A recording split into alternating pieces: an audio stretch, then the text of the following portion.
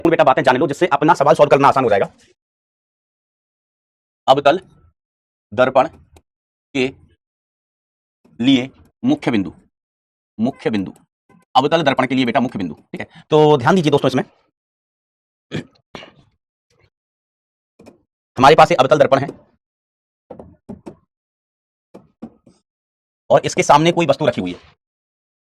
तो देखो बेटा, ये चीज मैं आपको कुछ याद रखने के लिए बोल रहा हूं, वैसे सामान्यतः याद रखने में बोलता नहीं हूं। और दूसरी चीज, अगर आपको याद ना हो तो भी तरीका मैंने बताया है प्रतिबिंब के बारे में जानकारी के लिए। लेकिन ये दर्पण और लेंस एक तरीके से व्यवहार करते हैं, तो हमें अगर कुछ चीजें याद रहेंगी ना तो अपना एग्जाम में समय बचेगा। और दूसरी चीज, ये चीजें आसान है, अपन कॉमन सेंस से सोच सकते हैं, कॉमन सेंस से सोच सकते हैं। ठीक है, इसलिए मैं बोल रहा हूं कि इसको याद रखो तो अच्छा रहेगा अपन सबके लिए। तो देखो, ये तो भाई साहब है हमारा पोल, और ये भाई साहब हमारा क्या है, फोकस, और ये भाई साहब हमारा क्या है, सेंटर ऑफ कर्वेचर, और इधर क्या है बेटा, अनंत। अनंत। अब देखो, आप सभी को ये चीज पता है कि अगर हमने ऑब्जेक्ट को अनंत पर रखा, ऑब्जेक्ट कहां पर है, अनंत पर, तो प्रतिबिंब कहां बनेगा, ऑब्जेक्ट अगर अनंत पर है तो प्रतिबिंब बनेगा फोकस पर। ठीक है, और अगर ऑब्जेक्ट फोकस पर है तो प्रतिबिंब बनेगा अनंत पर, प्रतिबिंब बनेगा अनंत पर। ये बात क्लियर है?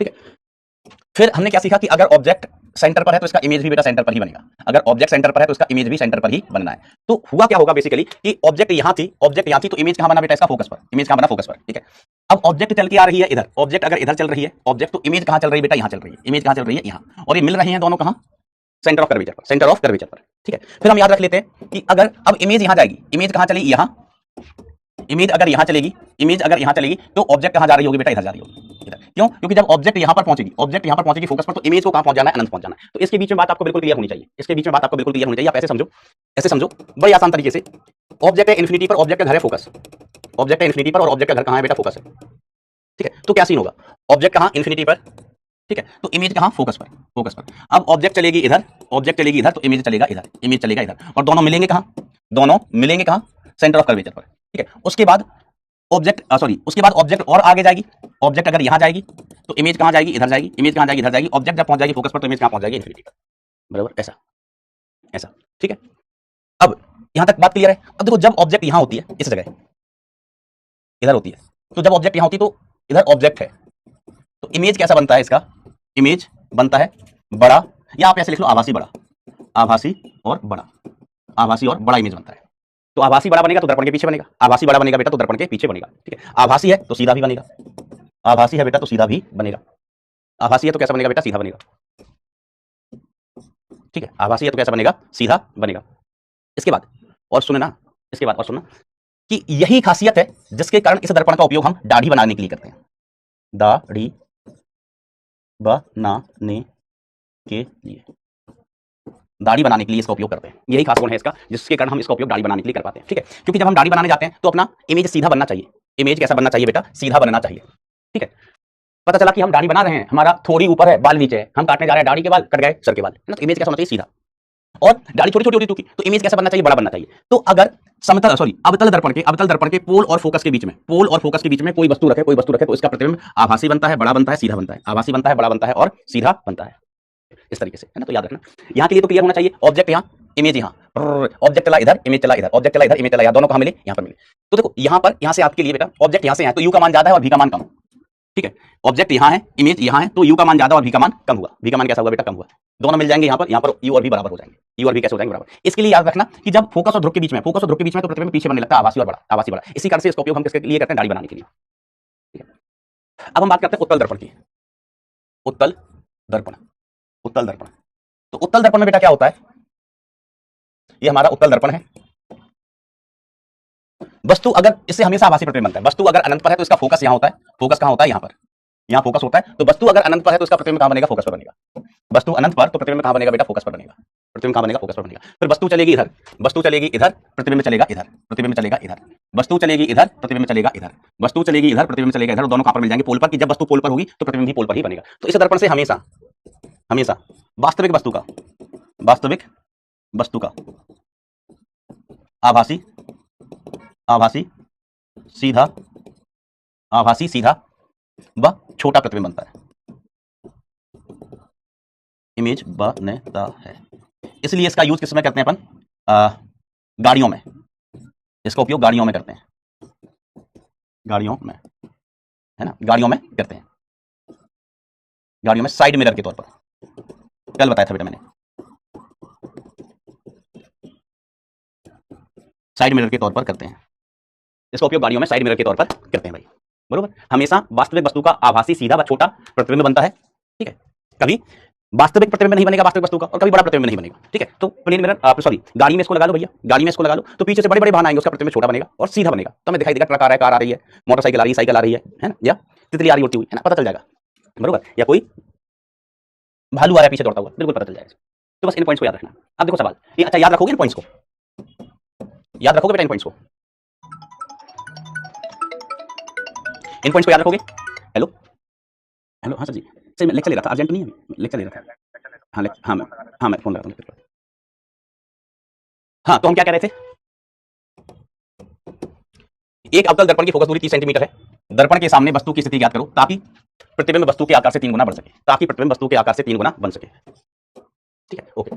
तो प्रतिबिंब, अब ध्यान देना, एक अवतल दर्पण की फोकस दूरी अवतल दर्पण है ना, प्रतिबिंब दर्पण के सामने भैया। अब देखो दर्पण के सामने बड़ा प्रतिबिंब बन रहा है अवतल दर्पण से, दर्पण के सामने, ठीक है, दर्पण के सामने है मतलब वास्तविक प्रतिबिंब है, वास्तविक इमेज होगी। दर्पण के सामने मतलब वास्तविक इमेज, वास्तविक इमेज है तो ये कैसी होगी बेटा, उल्टी होगी। वास्तविक इमेज कैसी होगी, उल्टी। अगर ये उल्टी है तो एम का मान कैसा होगा, नेगेटिव। उल्टी है तो एम का मान कैसा होगा, नेगेटिव। याद रखने की बात, अपन ने सीखा है। अगर ये चीज हमें याद रह जाती ना तो हमारा सवाल आसान हो जाता है, ठीक है। और कहा जाता है ताकि प्रतिबिंब वस्तु के आकार का 3 गुना बन सके, मतलब जो एम है ना, एम का मान कितना है, 3 है। एम का मान कितना है, 3। अब एम का मान पॉजिटिव भी होता है, नेगेटिव भी होता है। एम का मान पॉजिटिव भी हो सकता है, नेगेटिव भी हो सकता है। अब हमें डिसाइड करना है कि एम का मान कौन सा लेके चलना है, पॉजिटिव या नेगेटिव, ठीक है। तो m is equal to +-3, m बराबर कितना बेटा, +-3, बरोबर बात सर, बरोबर बात, ठीक है। अब हमें डिसाइड करना है पॉजिटिव नेगेटिव, हम पहले कर चुके हैं भाई, हम पहले कर चुके हैं। एम का मान कैसा होना मांगता है, एम का मान नेगेटिव होना चाहिए। कैसा होना चाहिए, नेगेटिव। क्यों, दर्पण के सामने प्रतिबिंब बन रहा है, यस सर। प्रतिबिंब कैसा होगा, वास्तविक होगा। वास्तविक प्रतिबिंब कैसे, उल्टे, ठीक है। चलिए ऐसा, अब देखो वस्तु के बारे में कुछ लिखा नहीं है तो वस्तु हम वास्तविक लेके ही चलेंगे। कैसी वस्तु लेके चलेंगे बेटा, वास्तविक वस्तु लेके ही चल रहे हैं। तो m की वैल्यू होती है, m को हम क्या लिखते हैं, -v/u, m is equal to -v/u is equal to -3, ठीक है। m का कौन सा मान लेना है, नेगेटिव वाला मान लेना है, वाला मान, m का नेगेटिव वाला मान, माना नहीं मान। तो इससे कट गया, तो v का मान कितना आ गया, v का मान आ गया 3u, v का मान कितना आ गया बेटा, 3u आ गया है, ठीक है। हमें u का मान ज्ञात करना है। दर्पण का सूत्र हम जानते हैं, 1/u + 1/v is equal to 1/f। तो 1/u + 1/3u is equal to 1/f का मान कितना दिया हुआ है, 30। f का मान 30, अवतल दर्पण है, अवतल दर्पण की फोकस दूरी है, तो f का मान कितना लेंगे बेटा, प्लस का 30, है ना, ये भी ध्यान देना।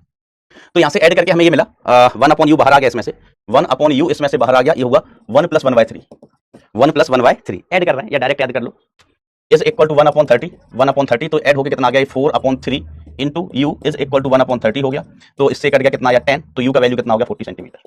यू का वैल्यू कितना हो गया, 40 सेंटीमीटर।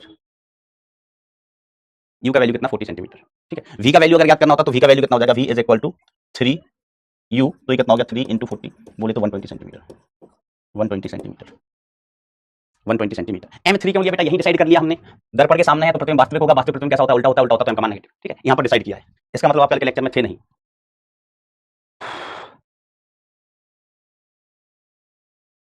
अगला सवाल देखिए।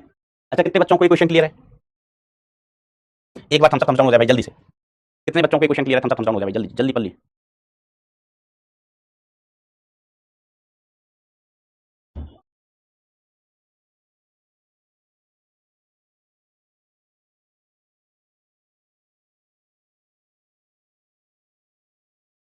चलो अगला सवाल।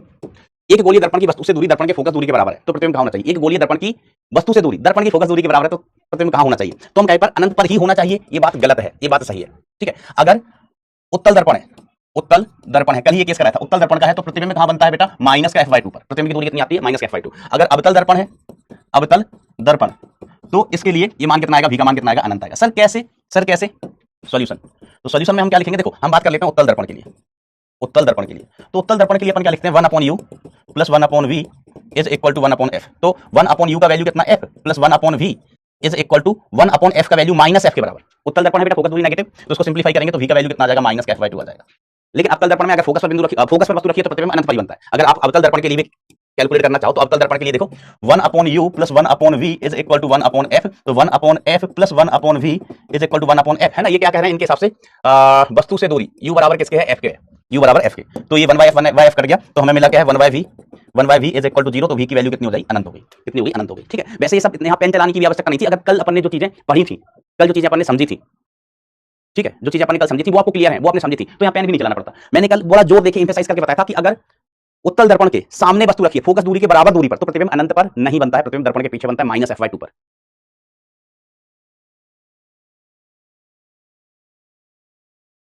और बेटा है ना। बिल्कुल जो चीजें अपन ने कल और आज सीखी है ना, बिल्कुल आसानी से आंसर बनेगा। वस्तु से बड़ा आभासी अवतल दर्पण, अवतल दर्पण, अवतल दर्पण। सर लेंस भी आ गया, यहां लेंस भी आ गया, तो याद रख लेना कि जो अवतल दर्पण है, दर्पण वो बिल्कुल अवतल दर्पण कैसा उत्तल लेंस जैसा व्यवहार करता है, उत्तल लेंस। लेकिन लेंस अभी आपने पढ़े नहीं है तो परेशान मत होना, हम आगे पढ़ेंगे। और उत्तल दर्पण होता है बेटा, उत्तल दर्पण एक इसकी तरह व्यवहार करता है अवतल लेंस की तरह, पलट जाते हैं। ठीक है, तो लेंस हम आगे देखेंगे, लेकिन हमें पता है उत्तल दर्पण से हमेशा आभासी छोटा प्रतिबिंब बनता है, उत्तल दर्पण से हमेशा आभासी छोटा प्रतिबिंब बनता है। इससे कैसा बनता है? हमेशा आभासी और छोटा, वास्तविक वस्तु का आभासी व छोटा। ठीक है, अवतल लेंस के लिए क्या होता है? अवतल लेंस के लिए जैसा उत्तल दर्पण वैसे अवतल लेंस, जैसा उत्तल दर्पण वैसे अवतल लेंस। लेंस अभी आ गया बीच में तो कोई दिक्कत नहीं है। ठीक है, समतल दर्पण बराबर, समतल दर्पण से आभासी प्रतिबिंब बनता है लेकिन बड़ा नहीं बनता है। ठीक है, तो आंसर क्या हो गया? अवतल दर्पण। अच्छा बताओ, अवतल दर्पण से ऐसा प्रतिबिंब, बड़ा आभासी प्रतिबिंब कब बनेगा? वस्तु कहां होनी चाहिए? कमेंट में बताओ सब लोग। यार ये कितने बेवकूफ लोग हैं, इनको मैं, ये कौन बेवकूफ आदमी है सर, इतने बेसिक क्वेश्चन मेंस लेवल, तुम्हें कितना बड़ा ढक्कन है यार, तू बेवकूफ आदमी है। पहले बेसिक तो सीख ले, बेसिक तो सीख ले। अगर मैं यहां पर पढ़ा रहा हूं तुझे, कबूतर आदमी पढ़ा रहा हूं कि फोकस दूरी क्या होती है, तो तू कहेगा कि मास्टर ये तो बोर्ड में भी नहीं पूछेंगे कि फोकस दूरी क्या होती है, तो मैं तुझे फोकस दूरी बताएं, बेसिक चीजें बताएं, तो तुझे सीधे एडवांस क्वेश्चन करवा दूं। अभी मैं लेंस पढ़ाने जाऊंगा तो लेंस के बारे में नहीं बताऊं कि लेंस कैसा दिखता है, क्या होता है, सीधे क्वेश्चन करवाने लगूं। चंपट आदमी, तू भाग, यहां बैठा क्यों है? तेरे एयर बैच है ना, पढ़ उसमें जाके, मत आया कर यहां ढक्कन कहीं का। अभी 2 सवाल करने को दे दो ना, मींस लेवल के, तो 10 लग जाएंगे। यहां में सिखा रहा है सर, इतने बेसिक सवाल करेंगे ना तो मेंस में तुझे पहले सवाल में ना तुझे एडवांस कर दे, तू बेवकूफ आदमी, परिभाषा नहीं बताऊं, फिर 2 लेक्चर में खत्म हो जाएगा टॉपिक। तू कर क्या रहा है? इतना इंटेलिजेंट है तो, गधा कहीं का, नालायक, बेवकूफ आदमी यार। इतने बेसिक क्वेश्चन बताओ, वस्तु कहां होनी चाहिए? ये मतलब इतने नालायक लोग हैं कि जैसे ना जन्म लिया होगा इन्होंने, तो जैसे थोड़े बड़े हुए होंगे, बोलना सीखेंगे, तुरंत अपने मम्मी पापा को बोला होगा कि हमें इतनी बुरी शक्ल का पैदा क्यों कर दिया, अरे भाई थोड़ा बड़ा हो जा, क्रीम पाउडर लगाया कर, विम बार से मुंह धोया कर, जिम में जाने लग, एक्सरसाइज कर, बन जा हैंडसम। किसने मना किया? पैदा होते ही तू आलिया भट्ट बन जाएगा, गधे। इसको पैदा होते ही पगलेट को आलिया भट्ट जैसा दिखना है। अरे भाई अभी तू पैदा हुआ है, थोड़ा बड़ा हो, है ना, नाक छिदवाना, कान छिदवाना, बाल बड़े बड़े रखना लड़कियों जैसे, दिमाग खराब कर देता है। मैं शुरू में ही बोला कि अपन ने जो चीजें सीखी है ना, उसके एप्लीकेशन देखो कि उनको कैसे अप्लाई करते हैं, एप्लीकेशन सीखो। एक छोटा काल्पनिक प्रतिबिंब किससे बनता है? हमेशा एक छोटा और काल्पनिक प्रतिबिंब किससे बनता है? तो छोटा काल्पनिक, देखो अवतल दर्पण से काल्पनिक बनता है लेकिन बड़ा, काल्पनिक मतलब आभासी बड़ा, इससे भी आभासी बनता है, आभासी बराबर, उत्तल दर्पण से आभासी छोटा, हमेशा, है ना, जब तक कहा ना जाए वस्तु वास्तविक ही है, वस्तु क्या है बेटा? वास्तविक है। ठीक है, तो आंसर होगा बेटा ये वाला, सर परवाला एक अवतल दर्पण है, परवाला एक अवतल दर्पण की अलग कहानी है बेटा, डिस्कस करेंगे, आगे करेंगे डिस्कस।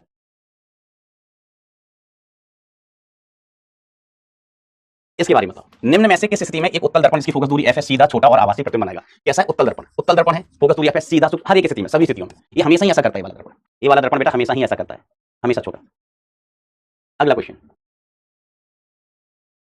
अवतल दर्पण के सामने स्थित किसी वस्तु इसके वास्तविक प्रतिबिंब के बीच की न्यूनतम दूरी, क्या बताओगे बेटा? ये क्या आंसर होगा? 45 सेकंड का समय लो। साहिल बेटा, वस्तु कहीं भी, वस्तु की किसी भी स्थिति के लिए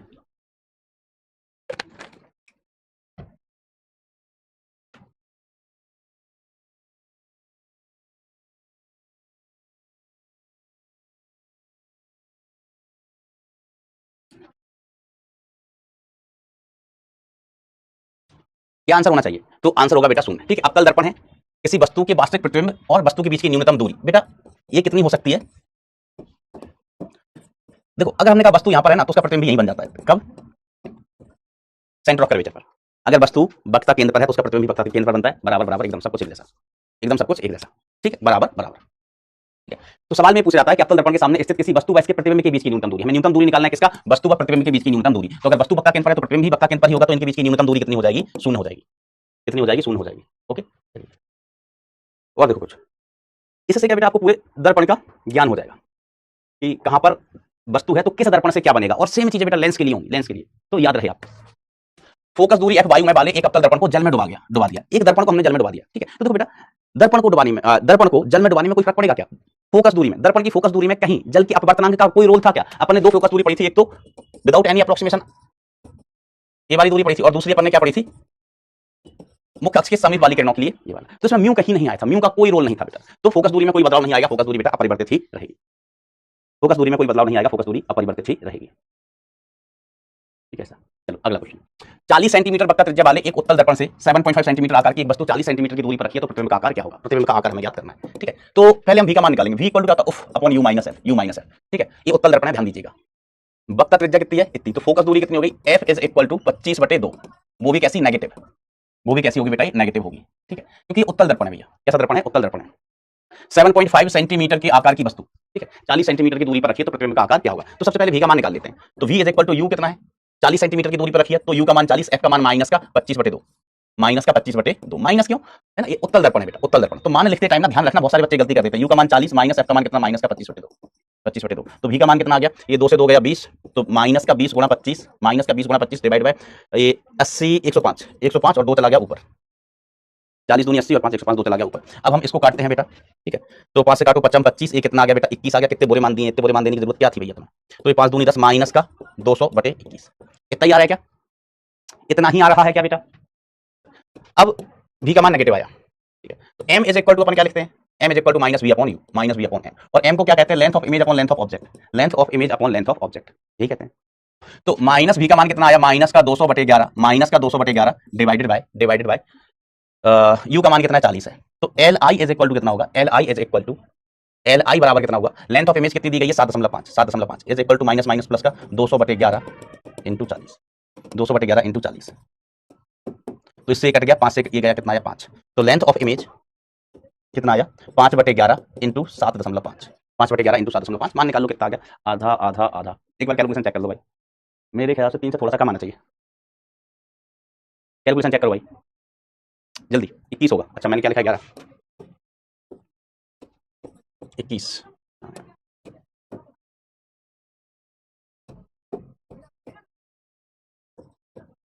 तो आई थिंक ये वाला ऑप्शन आ जाना चाहिए।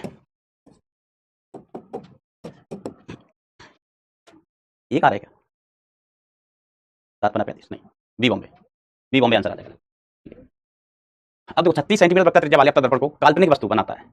36 सेंटीमीटर वक्र त्रिज्या वाले अवतल दर्पण से एक वस्तु का काल्पनिक प्रतिबिंब बनता है। तो यहाँ से m का मान डिसाइड करो, है ना। मैं क्यों कर रहा हूँ? मैंने क्यों बताए थे वो तरीके, ताकि आप m का चिन्ह डिसाइड करें। काल्पनिक प्रतिबिंब बन रहा है, काल्पनिक प्रतिबिंब कैसा? सीधा होता है। काल्पनिक मतलब आभासी। तो कैसा होगा? सीधा होगा। सीधा होगा तो m का वैल्यू कैसा होगा? पॉजिटिव होगा। प्रतिबिंब सीधा तो m का वैल्यू कैसा होगा? पॉजिटिव होगा। तो m इज इक्वल टू कितना हो गया? माइनस v बाई यू हो गया। तो m का वैल्यू पॉजिटिव होना चाहिए, मतलब +3 इज इक्वल टू माइनस का v बाई यू। ठीक है, क्योंकि देखो बेटा m की वैल्यू ना पॉजिटिव नेगेटिव दोनों हो सकती है, तो हमें डिसाइड करना होता है पॉजिटिव या नेगेटिव, है ना। तो सवाल में हिंट दी होती है, अगर नहीं दिया, मान लो कुछ दिया ही नहीं है सवाल में, तो हम क्या करते? m का वैल्यू एक बार पॉजिटिव लेते, फिर m का वैल्यू एक बार नेगेटिव लेके देखते, जिससे ऑप्शन मैच करता वो आंसर होता। और अगर दोनों ही ऑप्शन है तो मोर देन 1 करेक्ट होता।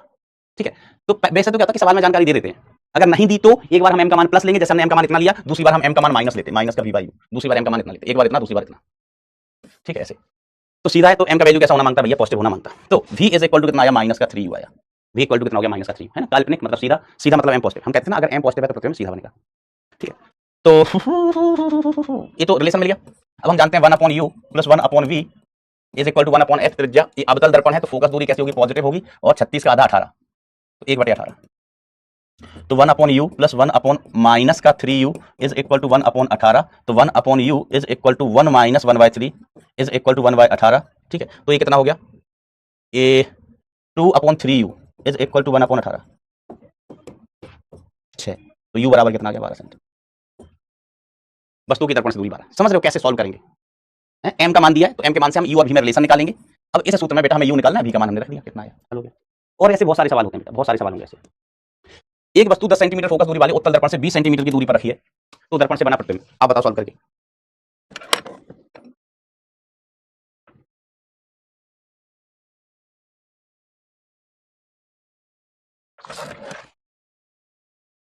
आप बताइए बेटा सॉल्व करके जल्दी से। तो देखो दर्पण, पहले दर्पण डिसाइड करो। उत्तल है, फोकस दूरी f बराबर कितना? माइनस का 10 आना चाहिए। u का मान कितना? u का मान कितना? 20 सेंटीमीटर दूरी पर स्थित है। v निकालना है, v इक्वल टू सीधा उफ upon u minus f। u का मान कितना? 20, f का मान कितना बेटा? माइनस का 10।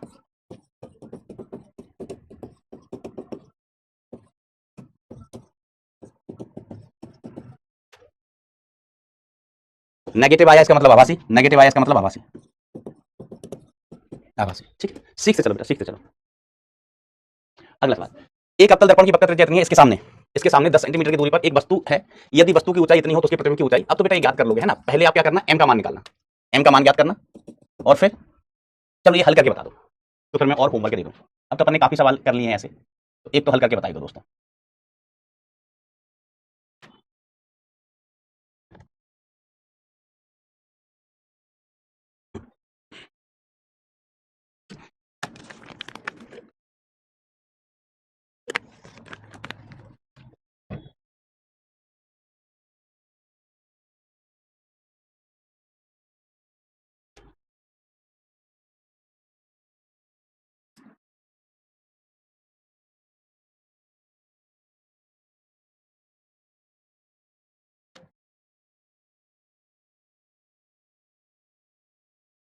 बेटा पीयूष पहले पढ़ाई कर लो, तुम जिस तरीके से ना कमेंट में लगे हो ना, पढ़ाई पे ध्यान नहीं दे रहे हो, तो तुम्हारी हरकत अंडर 100 तो छोड़ो, सेलेक्ट हो जाओ वो बड़ी बात है, पढ़ाई पे ध्यान दो यार।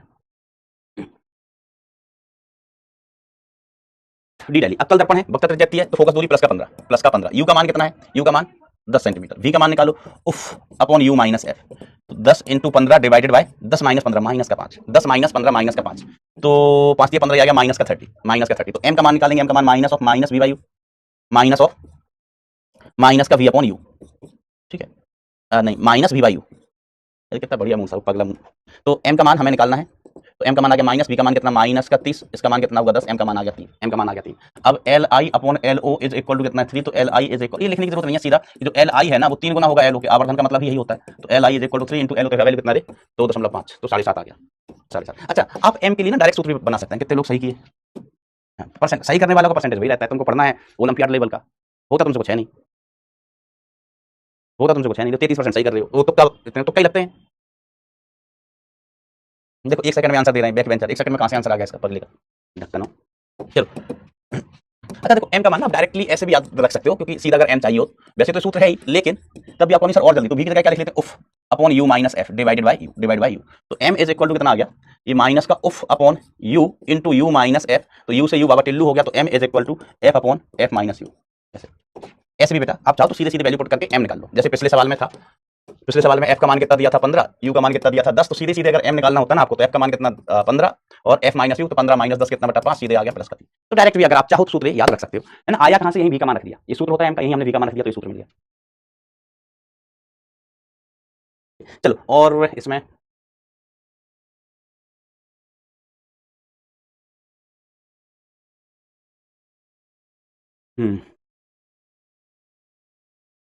एक ट्राई करना, ये हम होमवर्क दे देंगे, आसान से ही सवाल है। और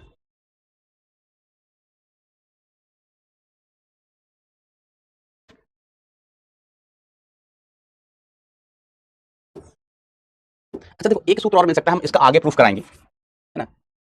ये होता क्या है, ध्यान से सुनना, दर्पण है हमारा, क्या है हमारा दर्पण, ठीक है, ये फोकस है, फोकस, तो ये वाली दूरी कितनी है बेटा एफ, फोकस दूरी एफ हो गई एफ, ठीक है। अब कोई वस्तु रखी हुई है, कोई वस्तु रखी है यहाँ पर, यहाँ से x1 दूरी पर ऑब्जेक्ट, ऑब्जेक्ट, और इसका इमेज बन रहा है, मान लीजिए यहाँ पर इसका इमेज बन रहा है यहाँ पर कितना x2 दूरी पर, इमेज बन रहा है यहाँ पर x2 दूरी पर, ठीक है। ये x1 x2 दूरियां किससे हैं बेटा, फोकस से हैं। x1 क्या है, वस्तु व फोकस के बीच की डिस्टेंस, x1 क्या है, इमेज व फोकस की डिस्टेंस, इमेज व फोकस की डिस्टेंस, है ना, x2 x1 x2, ठीक ऐसा है। तो रिलेशन होता है बेटा f square is equal to x1 x2। Sir कैसे, हमने कैसे प्रूफ हम आगे बताएंगे, प्रूफ अपन आगे पढ़ेंगे इसका, ये दोनों के लिए ये लेंस में भी लगा देते हैं अपन, और इसमें भी उत्तल लेंस में भी अपन लगाते हैं, इसमें लगाते हैं उत्तल लेंस में।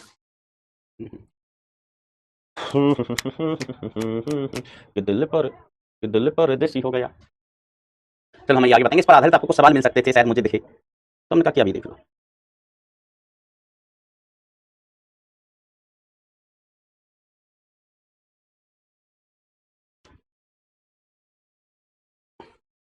जैसे सवाल है, यदि एक अवतल दर्पण की फोकस दूरी x1 दूरी पर स्थित वस्तु का प्रतिबिंब फोकस से x2 दूरी पर बनता है, तो दर्पण की फोकस दूरी क्या होगी। तो हमने अभी आपको रिजल्ट लिखवाया, याद रखना कि f square is equal to x1 x2। x1 x2 क्या है ये जरूर याद रखना, x1 x2 क्या है ये जरूर याद रखना, ठीक है। x1 है वस्तु की फोकस से दूरी, दर्पण से नहीं, दर्पण से नहीं। x2 क्या है, प्रतिबिंब की फोकस से दूरी, प्रतिबिंब की फोकस से दूरी। This will be the answer. ऐसे ही हमको एक सवाल और दिख रहा है दोस्तों, क्या कहा जाता है, एक अवतल दर्पण की फोकस दूरी f है तथा मुख्य फोकस से वस्तु की दूरी x है। प्रतिबिंब के आकार तथा वस्तु के आकार की निष्पत्ति होगी। निष्पत्ति का मतलब क्या होता है बेटा? प्रतिबिंब के आकार तथा वस्तु के आकार की निष्पत्ति। निष्पत्ति का होगा, अनुपात कहना चाहते हैं क्या? क्या कहना चाहते हैं? वस्तु की दूरी, मुख्य फोकस से वस्तु की दूरी x है, तो बेटा हम प्रतिबिंब की दूरी निकाल सकते हैं। देखो f square is equal to x1 into x2, तो f square is equal to ये कितना हुआ बेटा x और x2, तो x2 की वैल्यू कितनी होगी बेटा? x2 की वैल्यू कितनी होगी? f square upon x, x2 की वैल्यू, ये किसकी वैल्यू होगी बेटा? x2 की। प्रतिबिंब के आकार और वस्तु के आकार, ये निष्पत्ति क्या कहना चाहते हैं भाई? अगर मैं यहाँ पर ऐसे करूं, यहाँ पर x2 है बेटा, x2 ठीक है, यहाँ पर एक x1 से गुणा कर दूं, यहाँ एक x1 से गुणा कर दूं, चलो इसको लिख रहे हैं ऐसे। यहाँ पर बेटा मैंने क्या किया, इस साइड एक x1 से गुणा किया है, तो इस साइड भी मैं एक x1 से गुणा कर दूं, x1 से गुणा कर दूं, तो ये x2 upon x1 is equal to कितना हो गया? f square upon x into x1 का स्क्वायर, तो सॉरी ये f square into x square, ठीक है। अभी पूछना क्या चाहते हैं भाई साहब, हमको ये समझना आ रहा है, ये प्रतिबिंब, इसकी निष्पत्ति का मतलब क्या होता है, कोई बताएगा क्या? निष्पत्ति का मतलब क्या होता है? प्रतिबिंब के आकार व वस्तु के आकार की निष्पत्ति। प्रतिबिंब के आकार और वस्तु के आकार की निष्पत्ति का मतलब अनुपात ही होता है क्या? तो बेटा ये तो फिर अगर ये अनुपात पूछ रहे हैं ना, तो जब हम इसका प्रूफ बताएंगे ना, ये प्रूफ में आ जाएगा, जब हम इसका प्रूफ बताएंगे तब। मुझे लगा कि x1 x2 पूछ रहे हैं, तो अभी हम इस प्रूफ बताएंगे आगे इसका लेंस में। प्रूफ तो उसकी प्रूफ भी वहीं से आती है ना, इसको प्रूफ में बताएंगे है ना, प्रूफ में करवा देंगे। आगे बढ़ूं मैं, ठीक है। प्रूफ हम बेटा आगे करवाएंगे, इसका एक साथ ही करवाएंगे दोनों केस के लिए, क्योंकि ये मतलब सेम तरीके लेंस में भी है, लेंस में भी और मिरर में भी। बेसिकली इसको न्यूटन फॉर्मूला बोलते हैं, है ना, न्यूटन साहब ने दिया था लेंस में, है ना, तो दोनों के लिए हम एक ही जगह प्रूफ करवाएंगे ना, दोनों के लिए लेंस में प्रूफ करवाएंगे, लेंस में, क्योंकि आपके जो बोर्ड में है ना, बोर्ड में लेंस के लिए पूछा जाता है, जिसे न्यूटन फॉर्मूला कहते हैं, है ना, न्यूटन ने हर जगह काम किया, इसको क्या कहते हैं? Newton formula. ऐसा सवाल आता है कि लेंस के लिए न्यूटन फॉर्मूला प्रूफ कीजिए, ठीक है, तो भाई वहां पूछ जाता है तो अपन उसी में करेंगे इसको। निष्पत्ति का मतलब सिद्ध करना होता है? नहीं, कुछ नहीं। चलो अब देखो, ध्यान से देखना, थोड़ा अच्छा सवाल देखो। अभी तक एक दर्पण था, इसमें थोड़ा अच्छा सवाल का बनता है जब एक से ज्यादा दर्पण आ जाते हैं, दो दर्पण आ जाते हैं। कितने दर्पण आ जाते हैं? दो, ठीक है। और अच्छे सवाल कब आते हैं कि जब लेंस भी आ जाए, दर्पण भी आ जाए, अपवर्तन भी आ जाए, तो और अच्छे सवाल बनते हैं, ठीक है। तो एक दर्पण वाला सवाल तो बहुत आसान होता है, हमने पूरे कॉन्सेप्ट सीख लिए हैं दर्पण के लिए, एक दर्पण के लिए। अब इस केस में अपन दो दर्पण ले रहे हैं, दो दर्पण एक साथ, ठीक है, तो ये मीडियम कैटेगरी का सवाल होगा, ठीक है। अच्छे सवाल इसमें क्या बनते हैं कि हम दर्पण में पानी भर दिए, दर्पण के बीच में कोई कांच का गुटका रख दिए, तो इसमें थोड़े अच्छे सवाल बनने लगते हैं, बरोबर। तो इस सवाल को अपन देख लेते हैं। एक अवतल दर्पण की फोकस दूरी 10 सेंटीमीटर है, उत्तल दर्पण की फोकस दूरी 15 सेंटीमीटर है, उत्तल दर्पण की फोकस दूरी 15 सेंटीमीटर है, दोनों को एक दूसरे के सामने 40 सेंटीमीटर की दूरी पर रखा जाता है, दोनों को एक दूसरे के सामने 40 सेंटीमीटर की दूरी पर रखा जाता है। किसी बिंदु बिंब को दर्पण के उभयनिष्ठ अक्ष पर अवतल दर्पण के सामने 15 सेंटीमीटर की दूरी पर रखा जाता है। प्रथम परावर्तन यदि अवतल दर्पण से होता है तथा इसके पश्चात उत्तल दर्पण से, तो अंतिम प्रतिबिंब की स्थिति ज्ञात करें। ओ माय गॉड, अवतल दर्पण 10 सेंटीमीटर, उत्तल दर्पण 15 सेंटीमीटर है, फोकस दूरियां दोनों एक दूसरे के सामने 40 सेंटीमीटर पर रखे हुए।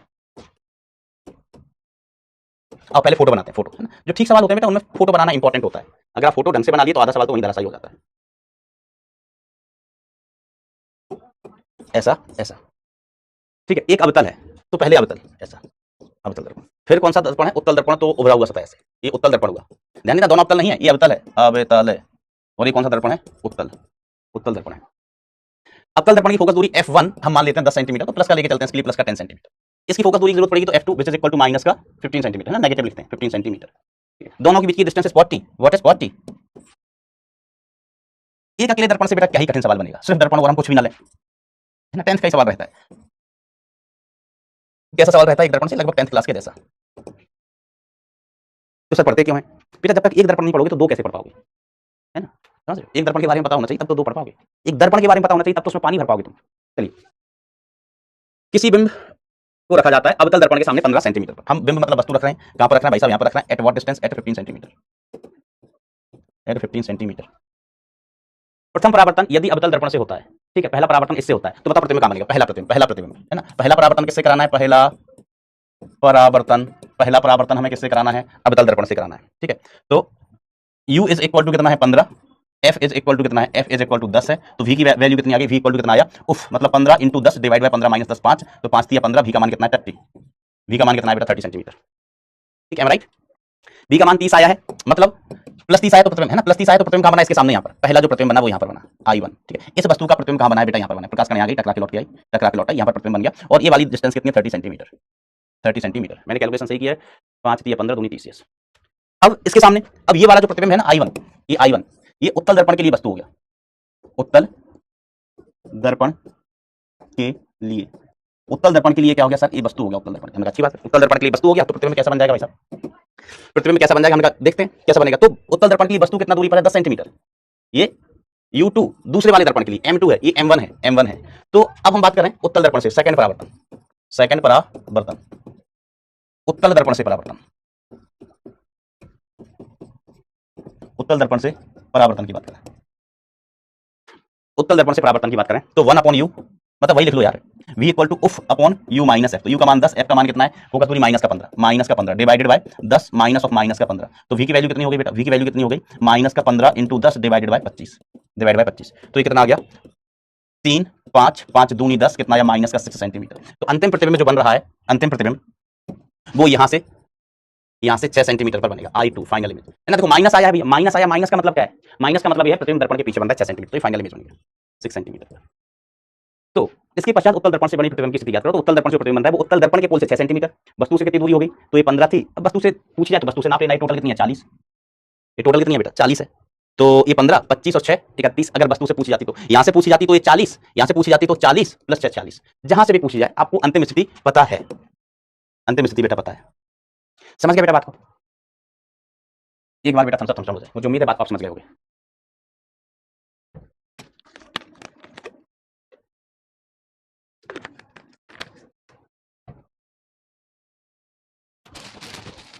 करो कोशिश करो जल्दी से।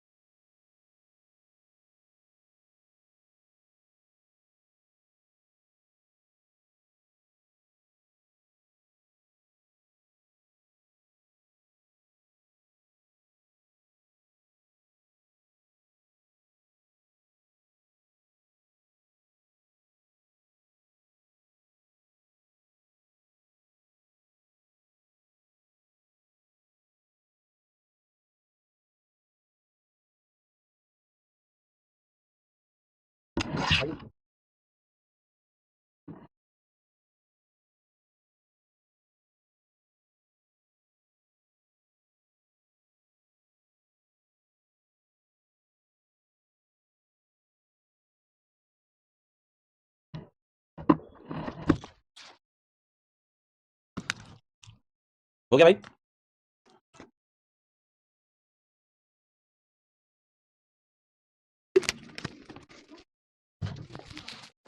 प्रसाद था बेटा प्रसाद।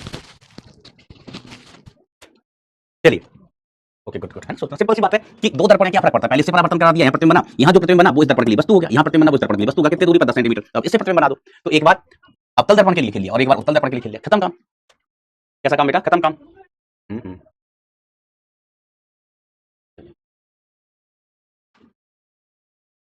ये करोगे, कर लो आ जाओ।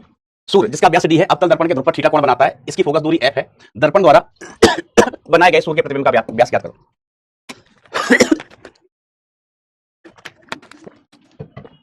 बेटा अभी आएगी, चाहे आएगी आएगी, माफ करिएगा लेट हो गई चाहे। तो सेंटर, तो देखो सूर्य है कहीं, कौन सा देवता है, सूर्य देवता।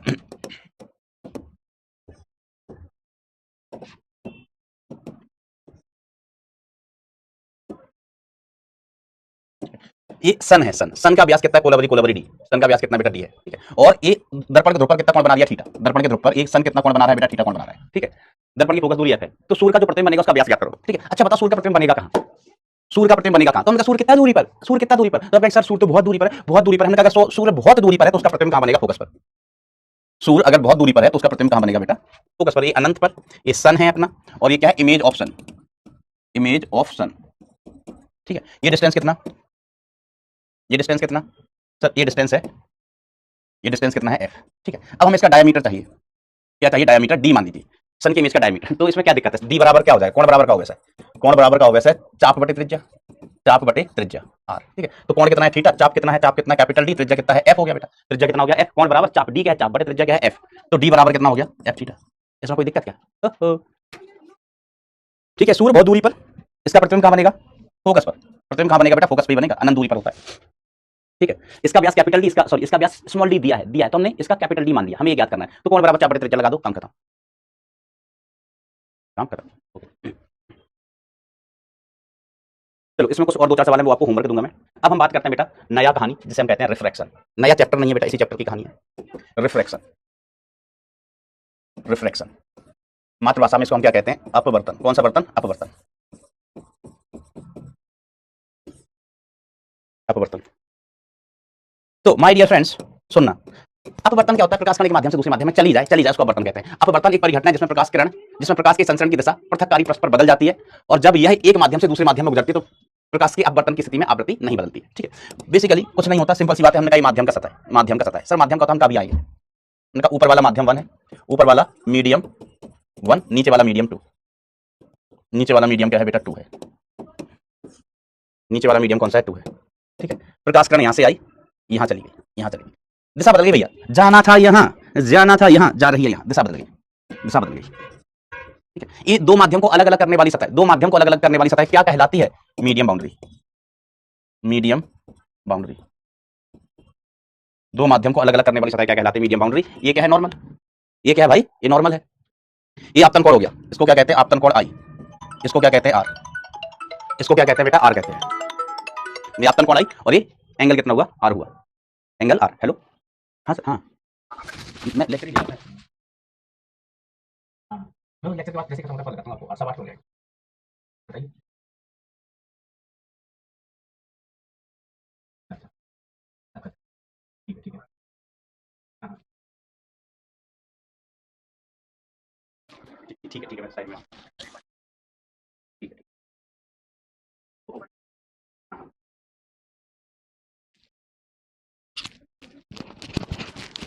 एक सेकंड बेटा।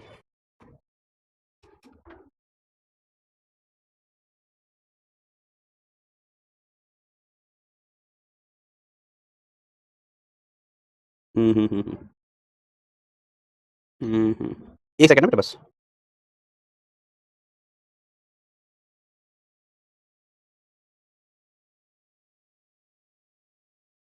1258।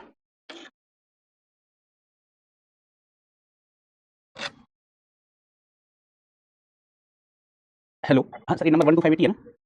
ओके ओके, हाँ ठीक ठीक है, ठीक।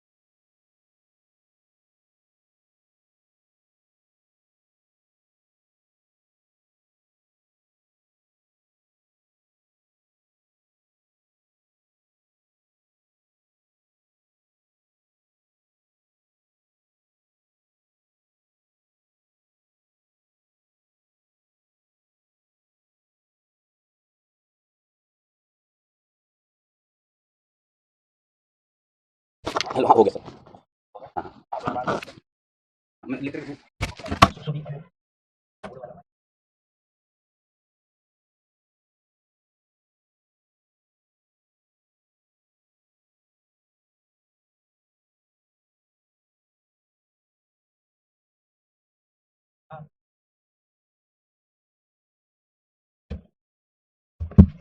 हाँ भाई यार, ज्यादा ही लंबा हो गया, एक सेकंड यार। चलो चलो चलो, कम ऑन एवरीबॉडी। अच्छा, हम कहाँ थे? मीडियम बाउंड्री पर। ये medium boundary, medium boundary, medium one, medium two, medium boundary है, ठीक है। दो माध्यमों को अलग करने वाली सतह है, दो माध्यमों को अलग करने वाली सतह है, इसको अपन क्या कहते हैं? मीडियम बाउंड्री कहते हैं, ए आई और ए। अब देखो क्या होता है, अभिलंब है।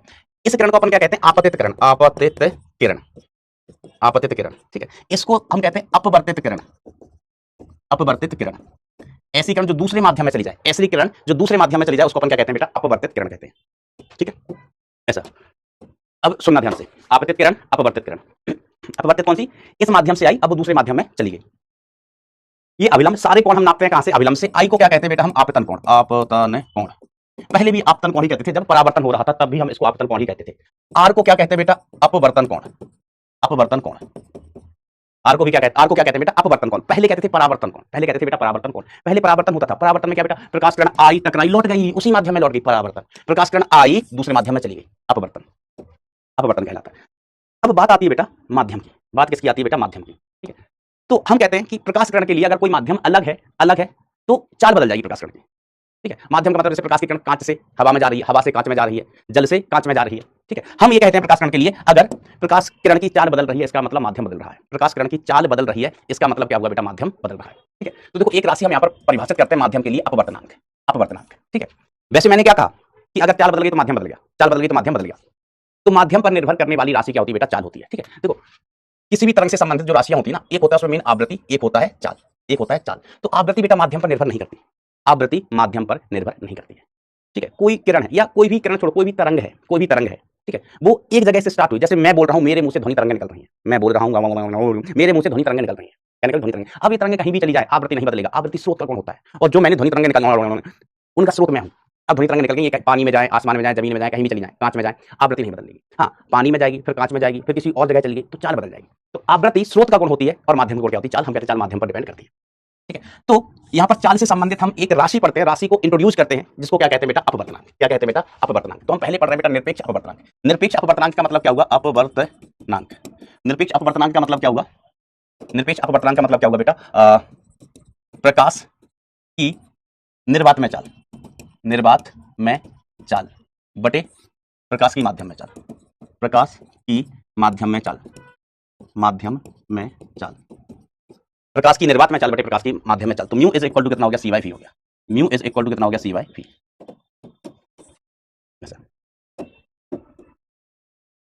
Mu is equal to C by phi, ठीक है। सी का मान कितना होता है? पूरा ब्रह्मांड जानता है, 3 × 10⁸ मीटर पर सेकंड, भी माध्यम में चाल है, ठीक है। तो इसको अपन क्या कहते हैं? निरपेक्ष अपवर्तनांक। ये हम कहते हैं किसी माध्यम का अपवर्तनांक निर्वात के सापेक्ष, माध्यम का अपवर्तनांक निर्वात के सापेक्ष, ठीक है। अब बात करते हैं आपेक्षिक अपवर्तनांक। इसका मतलब होता है एक माध्यम का, एक माध्यम का अपवर्तनांक, एक माध्यम का अपवर्तनांक निर्वात के सापेक्ष, सॉरी दूसरे माध्यम के सापेक्ष। एक माध्यम का अपवर्तनांक दूसरे माध्यम के सापेक्ष, दूसरे माध्यम के सापेक्ष, माध्यम के सापेक्ष। एक माध्यम का अपवर्तनांक दूसरे माध्यम के सापेक्ष, एक माध्यम का अपवर्तनांक दूसरे माध्यम के सापेक्ष, ठीक है। जैसे हमने इसको ऐसे लिखा, इधर 2 लिख दिया, यहां 1 लिख दिया, ठीक है। तो इसको पढ़ते ऐसे हैं, माध्यम 2 का अपवर्तनांक, माध्यम 2 का अपवर्तनांक, अपवर्तनांक माध्यम 1 के सापेक्ष, माध्यम 1 के सापेक्ष, माध्यम 2 का अपवर्तनांक माध्यम 1 के सापेक्ष। तो μ2 1, इसका मतलब होता है μ2 अपॉन μ1, μ2 अपॉन μ1। माध्यम 2 का अपवर्तनांक माध्यम 1 के सापेक्ष, माध्यम 2 का अपवर्तनांक माध्यम 1 के सापेक्ष, है ना। क्या पढ़ते हैं बेटा? माध्यम 2 का अपवर्तनांक माध्यम 1 के सापेक्ष। अब देखो लिखने का तरीका, लिखने का तरीका। म्यू के 2 हाथ होते हैं, म्यू के कितने हाथ होते हैं बेटा? 2 हाथ। एक हाथ ऊपर जा रहा है, एक हाथ नीचे आ रहा है, इसको हम कह देते हैं 2, इसको कह देते हैं एक हाथ ऊपर जा रहा है, एक नीचे आ रहा है। फिर से देखना बेटा, ऐसे लिखा है ना, म्यू के 2 हाथ है, ये वाला हाथ कहां जा रहा है? ऊपर की ओर, और ये वाला हाथ कहां आ रहा है बेटा? नीचे की ओर। ये वाला हाथ ऊपर की ओर जा रहा है और ये वाला हाथ कहां जा रहा है? नीचे की ओर, ठीक है। तो जो हाथ म्यू का ऊपर की ओर जा रहा है, उधर जो चीज लिखी है वो ऊपर लिखी जाएगी, जो हाथ नीचे की ओर आ रहा है उधर जो चीज लिखी है वो नीचे की ओर लिखी जाएगी। जैसे हमने कहा μ2 1, तो μ2 ऊपर, μ1 नीचे, μ2 ऊपर 1 नीचे, ठीक है, इस तरीके से। तो माय डियर फ्रेंड्स, अपन क्या लिखेंगे? सुनो सुनो, क्या लिखेंगे? अगर कभी ऐसे लिखा हुआ μ a b, ठीक है, इसका मतलब हुआ माध्यम ए का अपवर्तनांक बी के सापेक्ष पढ़ेंगे क्या इसको, माध्यम ए का अपवर्तनांक बी के सापेक्ष, म्यू के दो हाथ है, म्यू के दो हाथ है, ऊपर वाला हाथ है, नीचे वाला हाथ, जो ऊपर वाले हाथ के पास चीज लिखी है वो ऊपर जाएगी, नीचे वाले हाथ के पास जो चीज लिखी है वो कहाँ आएगी बेटा, नीचे आएगी, कहाँ आएगी, नीचे आएगी। ठीक है सर, ये कहानी है, ये सीन है, ये सेटलमेंट है। अच्छा एक चीज और, कि जो निरपेक्ष अपवर्तनांक है इसका मान कभी एक से छोटा नहीं हो सकता है। देखो सी का मान है बेटा, सी का मान ऑलवेज ग्रेटर देन और इक्वल टू वी होगा, सी का मान always greater than equal to V होगा, या हम कहें सी का मान हमेशा ज्यादा ही होता है वी से। ठीक है, इक्वल टू 1 कब हो जाएगा, जब हम माध्यम को निर्वात ही ले लें, कि माध्यम को क्या ले ले बेटा, निर्वात ही ले ले, कि निर्वात का अपवर्तनांक बताओ, निर्वात का अपवर्तनांक, तो सी बटे सी हो जाएगा, सी बटे सी हो जाएगा। ठीक है, तो निर्वात का अपवर्तनांक कितना हो जाता है बेटा, 1 हो जाता है। तो सी का मान बेटा हमेशा ज्यादा होगा वी से, तो म्यू है वो ग्रेटर देन और इक्वल टू क्या होगा बेटा, हमेशा 1 होगा, म्यू की वैल्यू ग्रेटर देन और इक्वल टू 1 होगी, म्यू की value will always greater than और इक्वल टू 1। ये सीन है भाई, म्यू की वैल्यू ग्रेटर देन और इक्वल टू 1 है, ग्रेटर देन और इक्वल टू 1। इसमें कोई दिक्कत, इसमें कोई कंफ्यूजन? चलिए अब हम आगे बढ़ रहा है, अब हम क्या कर रहा है भैया, आगे बढ़ रहा है। लेकिन जो सापेक्ष अपवर्तनांक है वो एक से ज्यादा भी हो सकता है, एक से कम भी हो सकता है। जैसे हम कहें जो निरपेक्ष अपवर्तनांक है बेटा, निरपेक्ष अपवर्तनांक म्यू गिलास के लिए, इसका मान अगर दिया नहीं हो तो सामान्यतः 3/2, 3/2 ये याद रखना बेटा। अगर वाटर का ये दिया नहीं है तो 4/3, वाटर का ये दिया नहीं है तो 4/3 होता है, कितना होता है, 4/3। ठीक है, तो देखिए बेटा अगर हम देखना चाहें म्यू गिलास का कितना है, 3/2, मैं अगले पन्ने पे करता हूं इसका, कि दिया है, क्या है बेटा, दिया है, आवाज आवाज आ रही है, हाँ आ रही है, दिया है म्यू गिलास का कितना है, 3/2, म्यू गिलास का कितना है, 3/2, और म्यू वाटर का कितना है, 4/3, 4/3। हम आपसे कहें ज्ञात करके बताओ म्यू वाटर गिलास, इसका मान ज्ञात करो। ठीक है, इसका मान ज्ञात कीजिए, और म्यू गिलास वाटर इसका मान ज्ञात कीजिए। तो अगर हम बात करें इसको ऐसे लिखेंगे, reflective index of water with respect to glass, with respect to glass. ठीक है, इसको हम लिखेंगे reflective index of glass with respect to water, with respect to water. देखो दो भुजाएं, ऊपर वाली चीज ऊपर जाएगी, नीचे वाली चीज नीचे, दो भुजाएं, ऊपर वाली चीज ऊपर जाएगी, नीचे वाली चीज नीचे जाएगी, तो ये कितना हो गया, 4/3 अपॉन 3/2, तो कितना आ गया, 8/9। इसका मान लिखें तो 3/2 अपॉन 4/3, 4/3, तो 3 ऊपर गया, 9/8, 9/8 ऐसा। ठीक है, ये इसका आंसर हो गया, इसका आंसर हो गया। तो यहां से आप देख सकते हैं कि जो म्यू है रिलेटिव, म्यू रिलेटिव आपेक्षिक अपवर्तनांक, म्यू रिलेटिव आपेक्षिक अपवर्तनांक, इसका मान 1 से कम भी हो सकता है, 1 से ज्यादा भी, का मान 1 से कम भी हो सकता है और 1 से ज्यादा भी हो सकता है, और 1 से ज्यादा भी हो सकता है, 1 से कम भी हो सकता है और 1 से ज्यादा भी हो सकता है। देखो ये वाला मान 1 से कम है और ये वाला मान 1 से ज्यादा है। तो अपवर्तनांक वास्तव में माध्यम का गुण हो गया, लेकिन सेकंड चीज है, वास्तव में माध्यम का गुण कौन था, बेग, कौन था बेग, ये हम कहें चाल, चाल माध्यम का गुण था, चाल पे डिपेंड करता है, चाल की सहायता से हमने एक चीज यहाँ पर परिभाषित की है नई, जिसको हमने क्या कहा, अपवर्तनांक। इसको म्यू से प्रदर्शित करते हैं, कई जगह हो सकता है बेटा इसको एन से प्रदर्शित कर दिया हो, है ना, कुछ कुछ किताबों में अलग अलग जगह बेटा इसको एन से भी प्रदर्शित कर देते हैं, इससे एन से, हम म्यू से कर रहे हैं, हम किससे कर रहे हैं बेटा, म्यू से।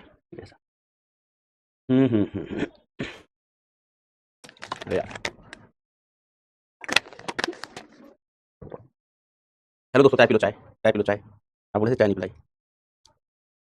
मेरा दिमाग इधर उधर भटक गया क्या, तो मुझे लग रहा है मेरा दिमाग शायद इधर उधर भटक गया, आदित्य ने गलत कहा। अच्छा एक चीज और, दो प्रकार के माध्यम होते हैं, हम कहते हैं सघन माध्यम, एक कहते हैं विरल माध्यम, एक सघन माध्यम और दूसरा विरल माध्यम। एक कौन सा सघन माध्यम और दूसरा कौन सा विरल माध्यम। सघन माध्यम क्या होता है भाई, सघन माध्यम क्या होता है, तो हम कहेंगे सघन माध्यम में, सघन माध्यम, चलो अब ये कल ही बताएंगे, हम कल बताएंगे, है ना, मजा नहीं आ रहा आप लोगों को, कितने लोग टच में चल रहे हैं, हमको खुद ही नहीं आ रहा है, हमारा दिमाग घूम रहा है। इसलिए ना दो चीजें हो सकती हैं, ये तो पुराने टाइम टाइम फोन बंद रखो, दूसरी चीज ये भी हो सकती है भाई, ये पढ़ाते टाइम फोन बंद रखे, कोई दुर्घटना घट गई, दोनों में रिस्क है। चलो आज के लिए इतना ही, कल पढ़ेंगे। हम बताएंगे किस तरफ झुक जाए किरण, कब अवलंब से दूर जाती है, कब अवलंब के पास आती है, ये हम दोनों ही बताएंगे भाई, दोनों ही बताएंगे बेटा। ये सघन का मतलब होता है पास पास, विरल का मतलब होता है दूर दूर, बिल्कुल सही कह रहे हो। चलो अब हम कल ही बताएंगे, सघन का मतलब पास पास, विरल का मतलब दूर दूर। तो जो सघन माध्यम होता है वहां पर प्रकाश की चाल ज्यादा होती है, ज्यादा। विरल माध्यम होता है वहां पर प्रकाश की चाल बेटा कैसी हो, वैसे कम हो, वैसे। चलिए तो फिलहाल अभी के लिए इतना ही, कल देखेंगे बच्चों जी, कितने लोग टच, हम खुद ही, मुझे खुद लग रहा है कि हम टच में नहीं चल रहा है। होमवर्क हम करवाएगा बेटा, कल रिकैप कर दूंगा बेटा, मैं कल रिकैप कर दूंगा चीजें, बिल्कुल। आज जो हमने आखिरी में चीजें पढ़ाई ना फोन आने के बाद। अच्छा चलो मत सुनो, मैंने कुछ उल्टा बोल दिया क्या, सघन का मतलब पास पास, विरल का मतलब दूर दूर। सघन माध्यम में चाल कम होती है, विरल माध्यम में चाल ज्यादा होती है। अब इसके अलावा मैंने कुछ बोला तो मत सुनना, हम कल डिस्कस करेंगे, कल डिस्कस करेंगे, ठीक है। तो बच्चों आज के लिए इतना ही, मन लगा के दिल लगा के दिमाग लगा के, मन लगा के दिल लगा के दिमाग लगा के पढ़ाई करते रहे। Thank you so much, tata bye bye, take care, love you all भाई।